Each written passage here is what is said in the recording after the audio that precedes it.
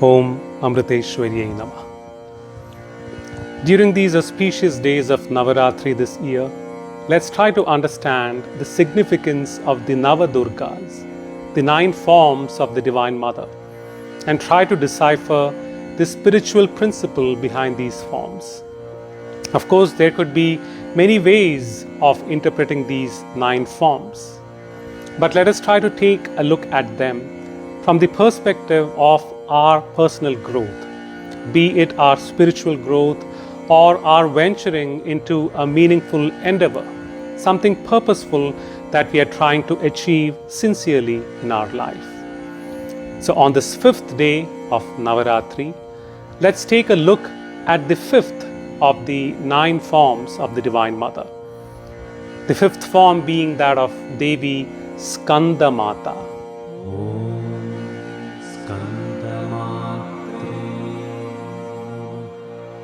Simhasanagata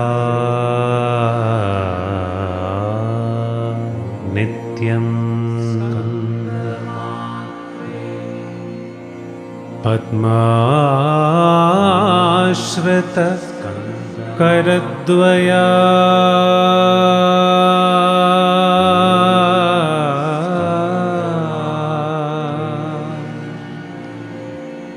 Shubhadastu sada Devi Skandamata Yashaswini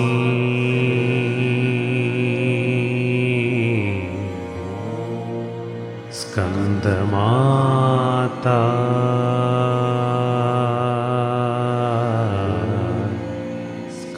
Yashaswini.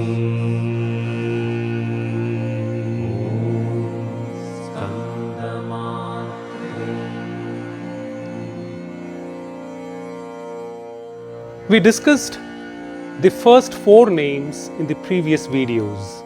The first one being that of Shailaputri, representing the right start one gives to an endeavor one ventures into. The second one of Brahmacharini, representing the attitude to strive, to be dedicated, to be sincere about our goal, and to put in the effort to achieve it. And the third one being Chandraghanta, reminding us not to become complacent of the goal being achieved already, rather be ready for the hurdles that would likely come and face them with the right attitude. And then Kushmanda, the 4th one, inspiring us to create the opportunities we want to have, to receive what we rightly deserve, and make the best of the opportunities that we receive. And today would be the 5th form, that of Skandamata. One of the main reasons why the Devas, the demigods, were expectant of Mother Parvati and Lord Shiva to reunite is the demon tArakAsura. He was creating havoc in the creation, and interestingly, he had a boon that only Lord Shiva's offspring could defeat him, assuming that Lord Shiva would never have a child, ever being in the state of samAdhi. But with Mother Parvati's sankalpa, from 6 blades of fire from Lord Shiva's 3rd eye, as is the belief, came the form of Karthikeya. He was initially brought up by the 6 Karthika sisters, represented by the 6 stars of the Karthika constellation. Thus, he gets the name Karthikeya from the Karthika sisters. With Lord Shiva and Mother Parvati's resolve, the 6 forms were combined into one as the most abled and virtuous form. Thus the name Shanmukha, 6-faced one. Skanda, as is the other name of Karthikeya. Divine Mother is referred to as Skandamata, the mother of Skanda. So what is the spiritual message that we should derive from here?